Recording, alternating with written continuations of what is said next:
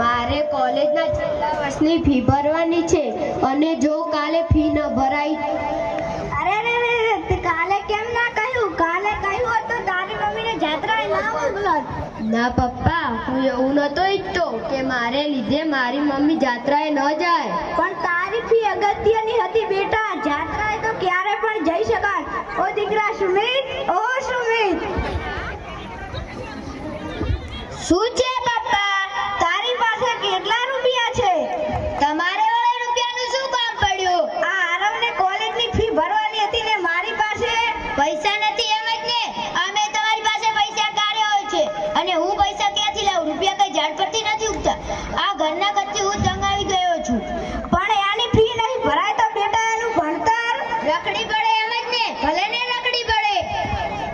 પપ્પા આ ભાઈને નક્કી ભાભી કરડી ગઈ લાગે છે. એને શું કામ મારે છે?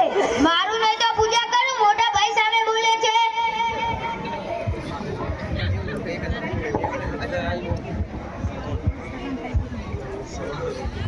જમને આજે પૈસા કેમ ગડાય? તને તો કેટલી વાર મોકલ્યો છતાં તું લાવ્યો જ નહીં ને. તારે તો બસ પગાર જોઈએ છે, પગાર. આજે જો તું મારો કમાલ.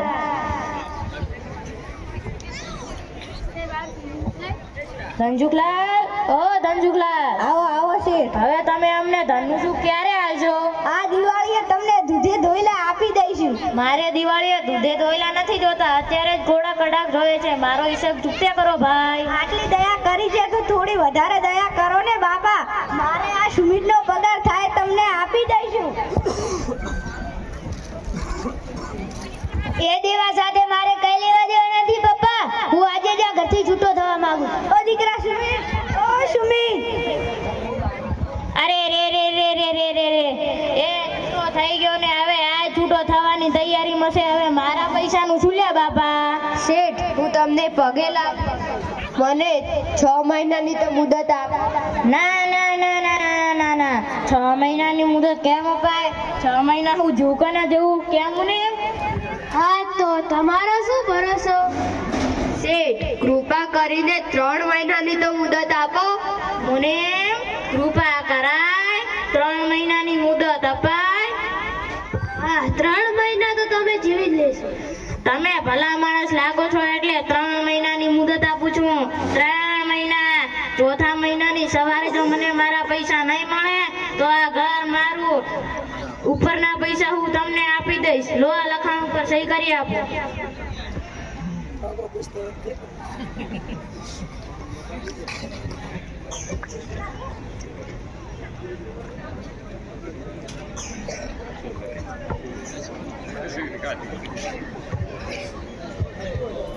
શેઠ, પપ્પા, હું તમારા માટે બજારમાંથી દૂધ લઈ આવું.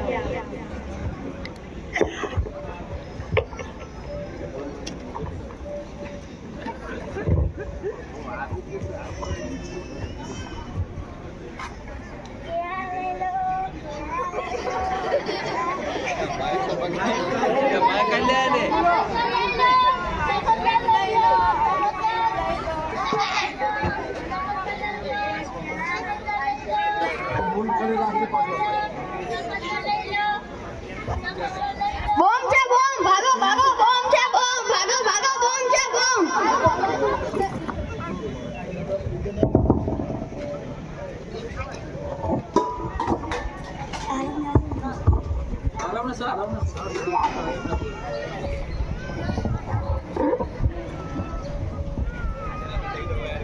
અરે આ બેગ કોની છે? આ બેગમાં ખોલીને તો જોઉં આમાં શું છે.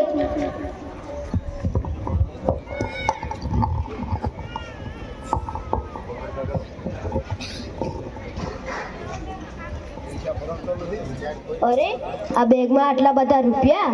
આ રૂપિયાથી તો મારી કોલેજની ફી ભરાઈ જાય, અમારું દેવું ચૂકતે થઈ જાય, નાના ભાઈની દવા થઈ જાય.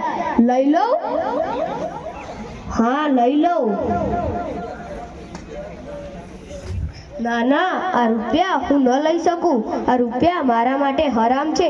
મને મારી રવેલ જૂના પ્રાથમિક શાળાના ગુરુજીએ મને શીખવાડ્યું હતું કે હરામનું કે મફતનું આપણને લેવાય નહીં. તો હવે હું આ બેગનું શું કરું? લાવ, આ બેગ હું નજીકના પોલીસ સ્ટેશનમાં જમા કરાવી. લો સાહેબ, આ બેગ મને બોમ્બની અફરાતફરીમાં મળી હતી. આ બેગની ઓળખમાં જે આવે તેને આ બેગ આપી દેજો. હાજે આ બોમ્બ બેગની શોધમાં આવશે એને હું આપી દઈશ. સારું સાહેબ.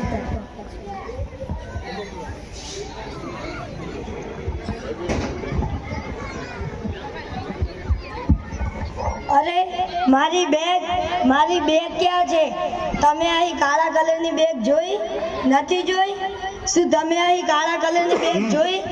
ના, તમે પણ નથી જોઈ. મારી બેગ ક્યાં હશે? લાવ, નજીકના પોલીસ સ્ટેશનમાં ખબર આપી દઉં. નમસ્કાર સાહેબ. સાહેબ, હમણાં બોમ્બની દોડધામમાં મારી એક બેગ ખોવાઈ ગઈ હતી. કાળા કલરની હતી. ઉપર કઈ લખ્યું હતું? હા, મારું નામ કિસ્મતભાઈ લખ્યું હતું.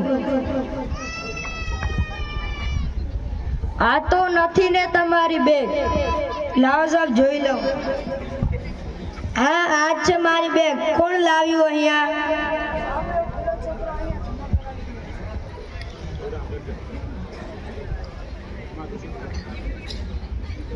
બેટા, તે મને મોટી આફતમાંથી બચાવ્યો છે. શું તે બેગમાં જોયું હતું? હા, એમાં રૂપિયા હતા. છતાં તે આ બેગ પોલીસ સ્ટેશનમાં જમા કરાવી. તારી જગ્યાએ કોઈ બીજું હોત તો?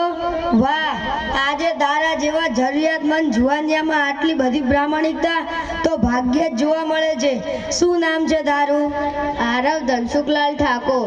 શું કરે છે તું? એન્જિનિયરિંગ.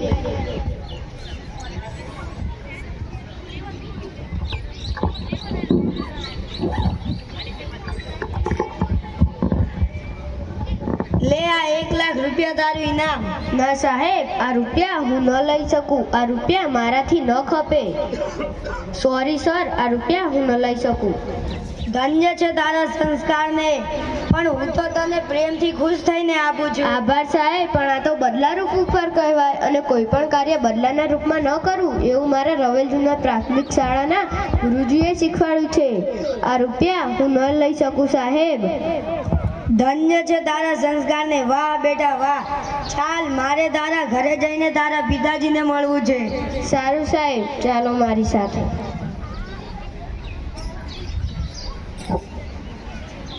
આવો સાહેબ, આ મારા પિતાજી છે.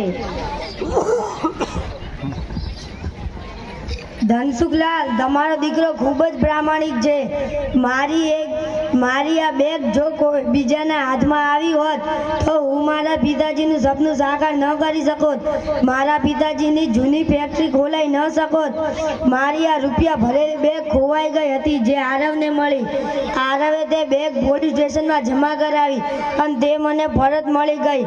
આરવને હું બક્ષિસમાં 1 લાખ રૂપિયા આપવા માંગતો હતો. આરવે લીધા નહીં એટલે હું અહીં આવ્યો છું.